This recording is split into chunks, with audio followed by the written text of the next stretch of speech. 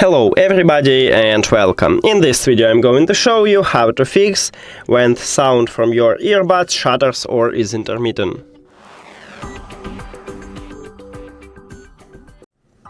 The first one what we should do is to check if you have the last software version.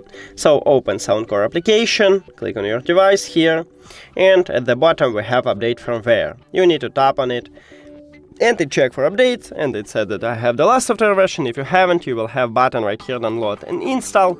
So you just tap on it and wait until this update is finished, and maybe it fix your problem. Next one, what we can check.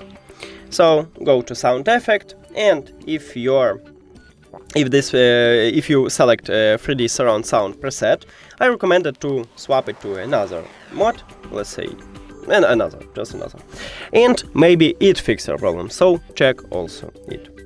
The last one is disable dual connection, maybe is because of that.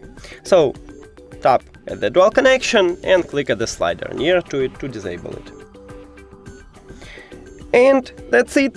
Thank you for watching this video. If you found it helpful, please consider subscribing to channel and leave the like on the video. See you later!